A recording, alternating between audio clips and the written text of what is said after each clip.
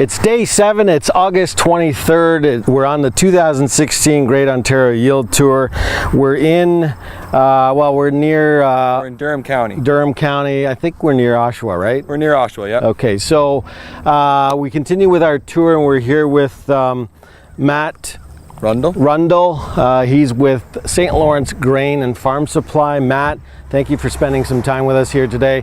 We're actually I'm actually on tour with Matt here today, and we've been taking corn and soybean samples. We got a bean field here in the distance, and Matt's been also scouting kind of that central, kind of getting into the eastern Ontario counties. Which counties have you been doing, Matt? I've been into Simcoe County, York, Durham, and Victoria County, or Kawartha County. Okay, so while on tour, you know, one of the big themes that has emerged, or trends, so to speak, has been that the crops look good, like this bean crop here looks good, but when you go into it, you get disappointed. Whether it's beans, whether it's corn, we're starting to see a lot of western bean cutworm in the corn.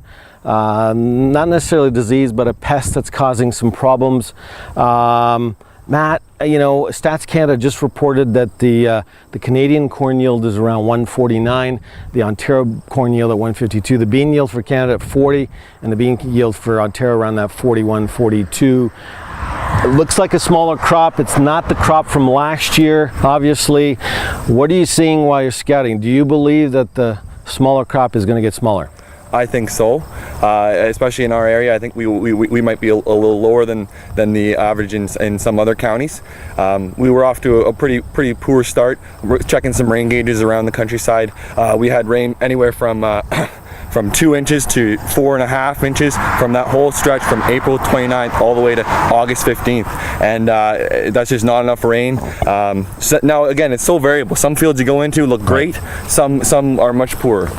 Now, would you agree with me that it looks like, from our observations while on tour, the sandy ground in this dry area is having really big issues compared to the clay loam? I would definitely agree with that.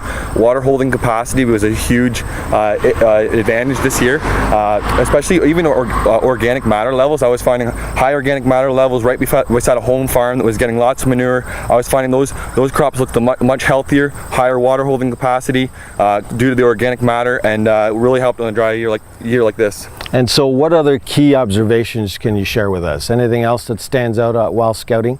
Yeah, I mean, first of all, what's been chewing yield this year is the drought.